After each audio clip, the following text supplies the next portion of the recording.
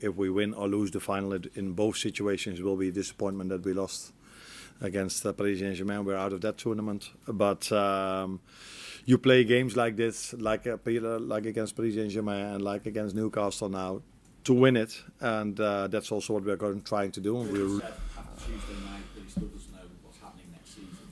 When do you need to know? When do you want to know what's happening with those three players and who's staying and who's going? I don't know what's happening next season as well, in terms of results. But that's not what you mean. The only thing I know is that I want Virgil to be here next season, and all the rest is talks about contracts, and that's not what I do over here. Is it impacting planning at all for next season? Oh, interesting way of asking things. No, it doesn't. Not for me. No. Looking ahead to this weekend, though, squad-wise, I'm guessing Trent probably out. Konate, though, is he fit? And therefore, at right back as well, is it a straight choice between Jarrell and maybe Endo could play there? Yeah, I think maybe even Curtis can play there, but and you can also play with a left-footed defender on the right side, which is what Newcastle are doing at the moment, but then on the opposite. So Trent is indeed not available. He will not be there at the final, but he's still to be assessed for how long it's going to take, but we do expect him back in the end of the season. And what about Ibu Konate? We didn't train yesterday. We were a day off, and the day before was recovery. So I expect him to train with us today, but let's see how he is. Obviously, it's the chance for you to deliver your first trophy and the first opportunity as well. What would that mean to you to get the job done now, particularly as a response to the disappointment of Tuesday night as well? Not about the last thing. That has nothing to do with if we win or lose the final. In both situations will be a disappointment that we lost against Paris Saint-Germain. We're out of that tournament. But you play games like this, like against Paris Saint-Germain and like against Newcastle now, to win it. And that's also what we're trying to do. And we're really looking forward to it. To playing a final again, because you cannot take a final for granted, especially not in this country with so many good teams involved in every cup competition. So we're looking forward that we are part of it, and if you are part of it, of course, you want and try to win it, but that's probably what Newcastle wants as well. Thank you. Hi Arne. A lot of players in the squad have had their ups and downs over the years. Is it easy for them, because of that experience, to pick themselves up to go into a final, or do you need a little bit of, do you need to kind of put their arm around them and say, let's go again kind of thing? No, that is the good thing about where we are in the league, and the good thing about where we are now in the League Cup. So that it's a final.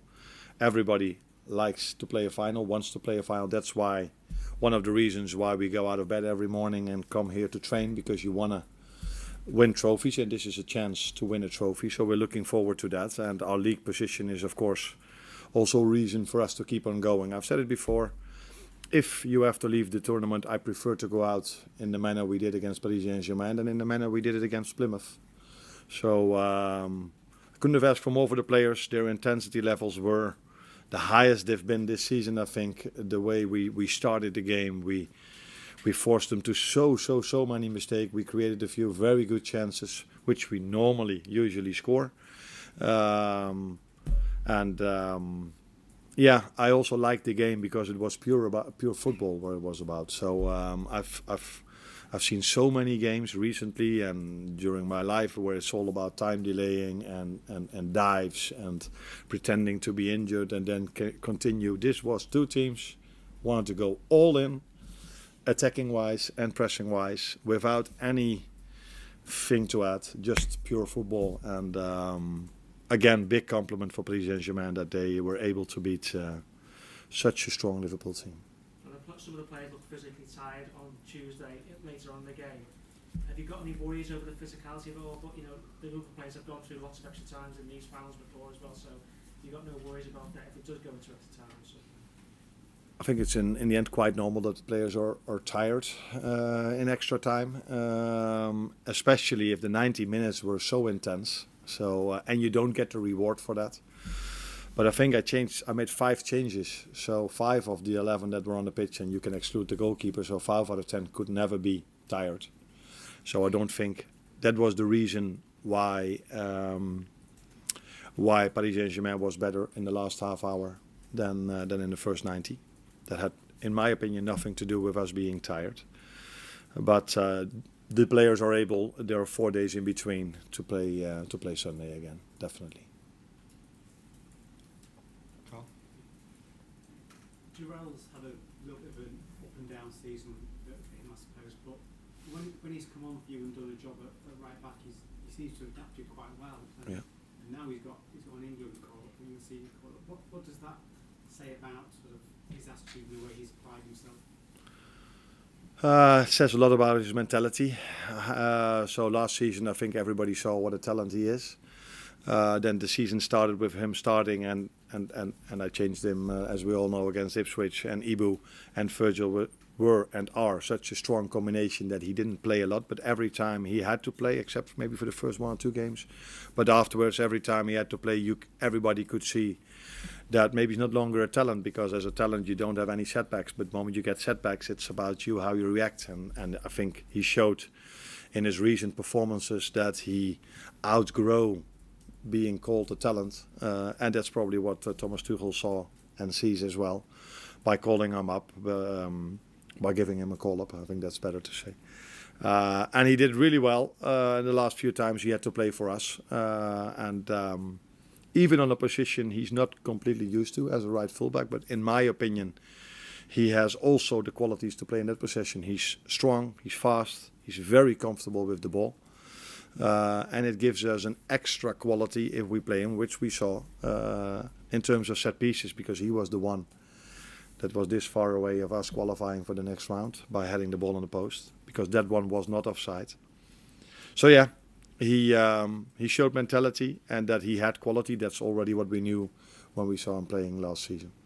And he's spoken this season about speaking to you about that decision at Ipswich, which we could have sent him, one way or the other, because it take up a half time. You come under a lot of scrutiny, but I guess the fact that say he's come from that, being able got over that and sort of settled down and buckled down and tried to sort of do the best he can after sort of what could be considered a setback first game of the season. Yeah. Although if being substituted at half time is a setback, then almost every player has more than a few setbacks during his career. I think it was more that people were a bit like, ooh, the way what I said after the game, that people were not used to maybe a manager or me being so clear about what I saw and what I did. And that in the end probably went to a situation that he got criticized more than was normal for a player that was taken off at halftime. And again, it's so good to see that he managed his way back into it. And now, already before the winter break, he already had a few good moments as well. And every time we now need him, he does really well. So I think mentality-wise, it might have been a good or a big moment for him that Ipswich came, because now he experienced that people were not only positive about him like last season, although he made 1 or 2 mistakes back then as well. He also knows now he can fight his way back if people all of a sudden are not as positive anymore. And that is something I think every player should experience in the start of his career, because a football career is never only going up, it's always going a bit like this. And now he knows he can fight back also after a situation he experienced at Ipswich, or after the Ipswich game. Andy? Hi, Arne. How is Darwin Núñez, and have you had to speak to individuals to try and pick him up after Tuesday? Because of? Penalty miss, he looked really it looked like he took the disappointment of penalty miss. Yeah, but I assume Curtis felt the same. I think every player that takes a penalty and misses it doesn't feel well, but it's not only the 2 who missed it, all the others didn't feel very positive as well after the game, because we lost the game of football and they took the responsibility. And in football you can miss a chance and you can miss a penalty, and that is what can happen if you take the responsibility of taking a penalty. For me, I think we were closer to winning the game in the first 90 minutes, and then penalties is always Yeah, in my opinion, you need a bit of luck, but there are many people who say, you can influence that luck, which is also true, because the more you train, the better you do. But these players do train their penalties on a regular basis as well. But he missed, and that's not what you want. But I don't want to make anything more out of it than just missing a penalty. Hi, Arne. You've spoken about not having as much time as you'd like on the training pitch, particularly at this time of the season. How much has that hampered the ability for those who maybe not played as much as they like to kind of force their way into your plans? And thinking of, obviously, Harvey Elliott has been able to get into some minutes recently, but I think of someone like Federico Chiesa as well. If you're not on the training pitch, how much opportunity does he get to impress you and maybe force his way into your plans?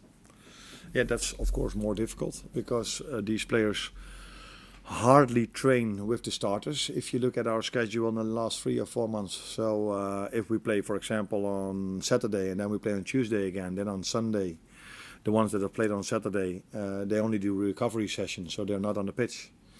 And then it's the day before the game, and it's maybe 10-15 minutes of tactics, where it's more walking football than playing football.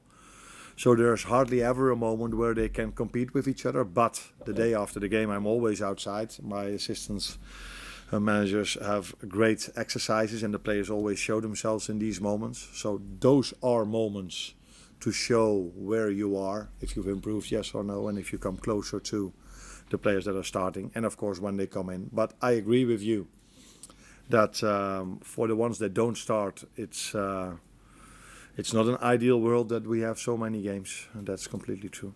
Yeah. James? We play Newcastle tomorrow in 2 days. People know? Yeah. Okay.